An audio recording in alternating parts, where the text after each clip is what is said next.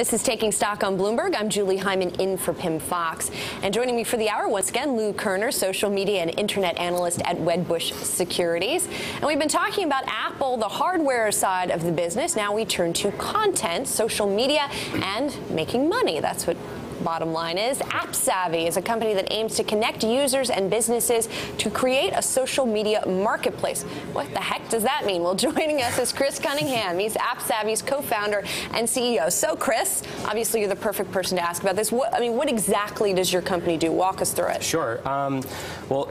Simply put, 3 years ago, Facebook application developers came onto the scene, and shortly after, mobile application developers came on to build apps on mobile and Android. But the lacking piece was the monetization side to their business. So AppSavvy was started 3 years ago to essentially help aggregate the activity of what people are doing on large games like Zynga, location-based partners like Foursquare, group buying partners like Living Social. So what we do through our national sales team is we work with the largest brands, Fortune 100 companies, to essentially leverage what people are doing on these applications themselves. So a monetization side for the application developers, a resource and a partner to the advertisers themselves. So give me an example here. If I'm playing Farmville, for example, which is a Zynga property, of course, or Petville, which we're showing right now.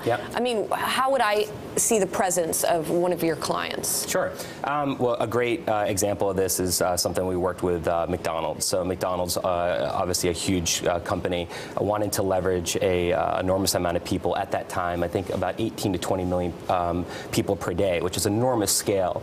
McDonald's had an opportunity to integrate inside the game itself, provide value to the users, share content, and ultimately that's what branding Well, what does that mean, though? I mean, if I'm on Petville, how do I see McDonald's? Sure. Well, am I feeding my dog like a hamburger? I'll give you a great example of a brand that we all love is Coca-Cola. One of Zynga's games is Cafe World, and people are passing virtual goods at enormous speed right now. Billions of virtual items are being passed. Consumers want to engage with real brands in the right time. So if Cafe World is a game in which you share a restaurant experience and you're passing items, is it better to have an unbranded bottle or to have a Coca-Cola branded item? And it makes sense for Coca-Cola. Again, they get huge scale and enormous reach into the largest gaming company on the planet. And from the user perspective, and I think this is the most important aspect that you can't find in any other advertising platform, it's good for the users. The users see the benefit of the brand because it's contextual and it makes sense, which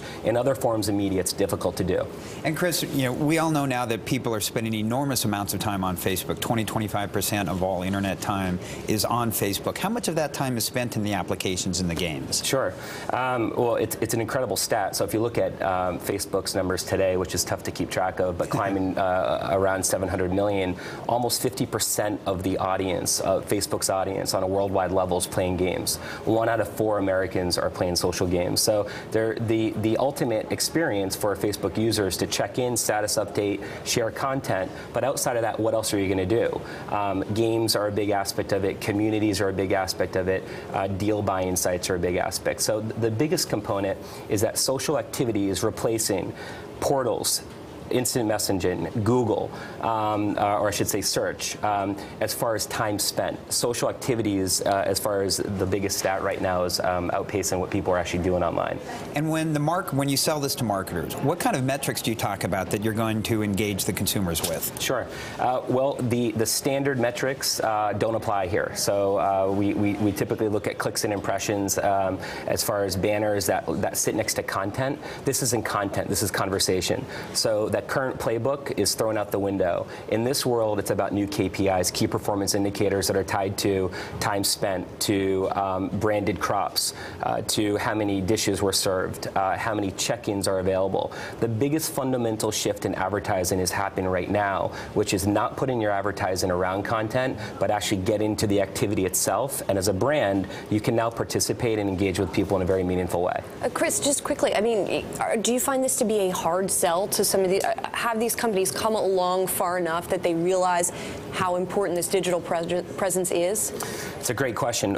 We've been out there for 3 years now, and the first couple of years has been nothing than an education process, and the education process continues. The good news is that the acceptance and the understanding of social games and social activity from a marketing perspective is here today. So we're seeing major adoption by major brands, and the dollars are coming.